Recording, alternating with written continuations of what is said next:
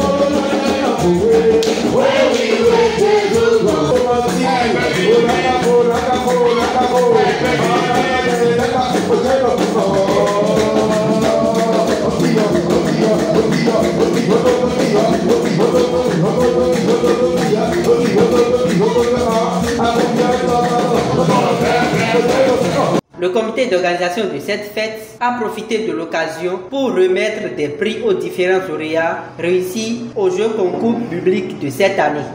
Il faut encourager les jeunes à avoir de ces différents forums afin d'étudier constamment et d'être constamment nourris par la parole de Dieu. Donc nous allons vous remettre ce prix dans le sang de Jésus-Christ et dans l'espoir que vous allez toujours continuer à persévérer dans la parole pour la gloire de notre Seigneur Jésus-Christ. Amen. Les fidèles de cette paroisse n'ont pas manqué de donner leur impression sur cette fête. Je bénis le Seigneur, l'éternel Dieu des armées, puisque ce n'est pas sans sa force, c'est pas sa grâce. Et puis je suis tellement content de la fête, puisque ça s'est bien passé. Dieu a reçu la gloire. Et puis tout est passé en bonne et due forme. Le Saint-Esprit a été de notre côté, même ce qu'on n'a pas prévu, on l'a fait sur le côté des instruments, sur le côté musical, ça a été du ouf. Et nous rendons grâce au Seigneur Jésus-Christ. Il nous a utilisés pour se donner lui-même gloire et voilà.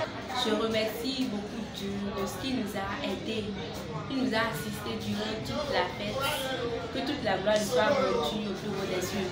Je suis personnellement très fière de ce que tout s'est bien passé. Nous n'avons pas eu de chance. Non seulement les fidèles, les devanciers de l'église lancent la balle au bon pour mieux expliquer le fondement de cette fête et sa signification dans la vie chrétienne.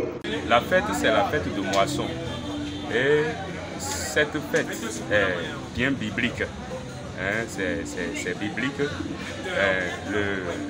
Ceux qui croient en Seigneur Jésus-Christ, ces âmes-là sont des âmes moissonnées pour Christ. Et Christ reviendra chercher à son retour ces âmes-là. Nous sommes en train de faire ça là aujourd'hui. J'ai dit fête des moissons. D'accord? Quand le paysan cultive, il sème et après il récolte les fruits. Et c'est ça la moisson. Ici, ça là c'est symbolique. C'est ce que nous faisons aujourd'hui. Tu vois, les semences sont là, c'est symbolique. Et ça représente la moisson que Christ viendra faire à son retour. La moisson des arbres. Donc c'est de ça il s'agit. C'est une fête annuelle, c'est une institution divine. C'est le Seigneur même qui l'a demandé.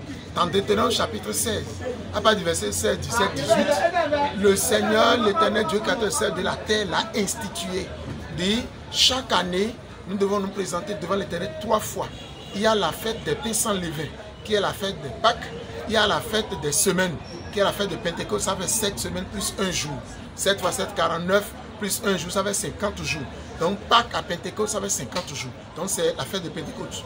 Et la troisième fête officielle pour les chrétiens que nous sommes, c'est la fête des tabernacles.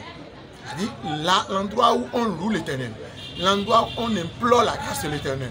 Chaque année, nous devons fêter en honneur de l'Éternel parce que l'Éternel descend, il exauce son peuple. Donc c'est une institution divine.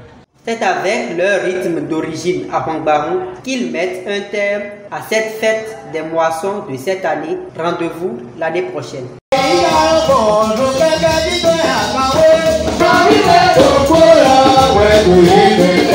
We're